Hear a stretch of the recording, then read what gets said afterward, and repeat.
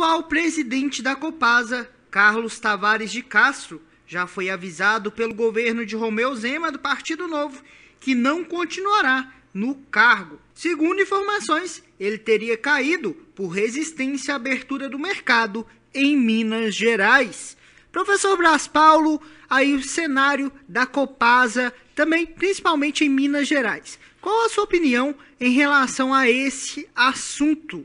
É isso aí, Guilherme. Bom falar com você, falar com a nossa audiência mais que qualificada. E o que nós percebemos aí é o óbvio, né? O presidente da Copasa, ele caiu porque resiste à abertura de mercado. Isso não é uma novidade.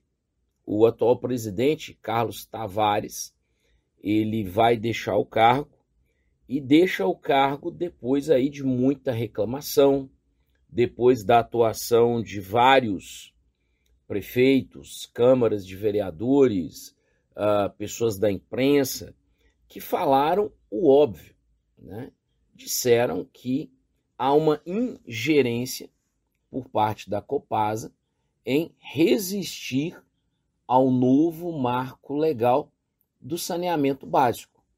Esse marco legal que foi aprovado em 2020 e que visa justamente que cidades do Brasil inteiro possam contratar serviços mediante licitação para resolver seus problemas tanto de abastecimento de água quanto seus problemas de saneamento, ou seja, seus problemas aí de coleta e tratamento de esgoto. E em muitos lugares, tanto de Minas quanto do Brasil principalmente, não existe o tratamento feito de maneira correta, a coleta não é da maneira mais efetiva e eficaz, e tratamento de esgoto é uma certa raridade. Nós estamos falando de Brasil.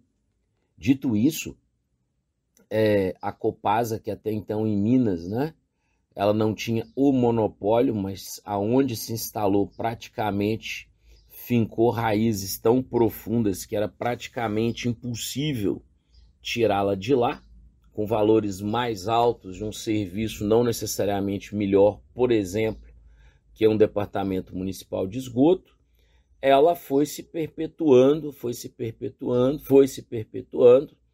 e a história nós já sabemos. Pato sabe muito bem como que a Copasa ela se tornou aqui no nosso município não parte da solução, mas parte do problema.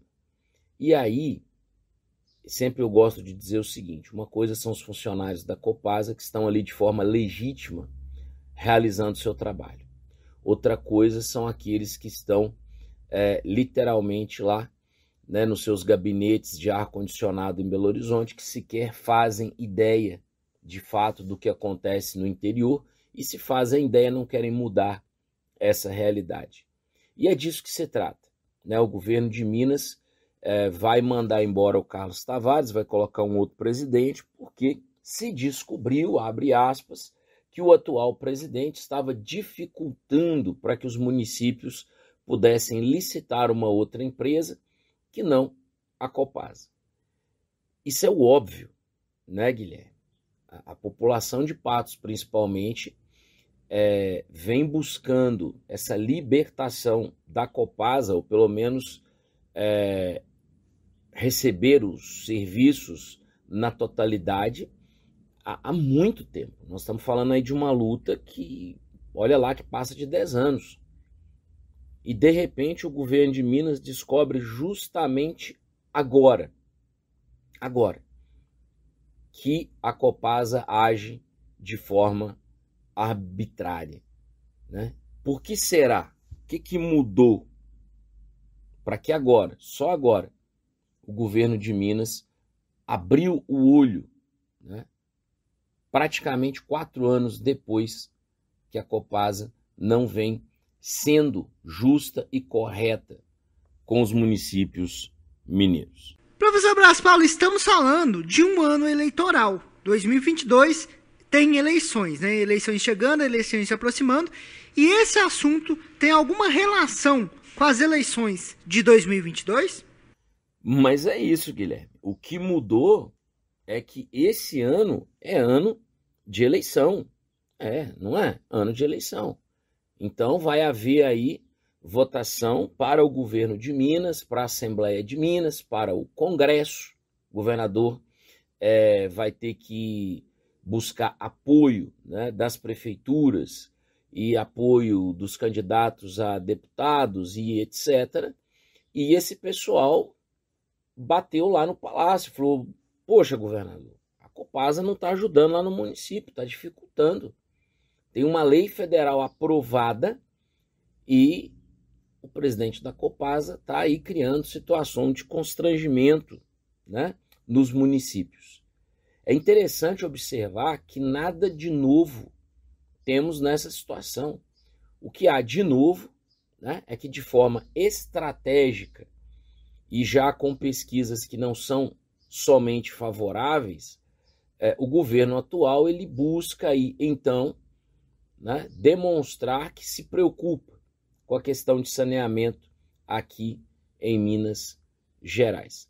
A bem da verdade, sendo justo, olhando para os governos anteriores, a Copasa sempre fez o que quis.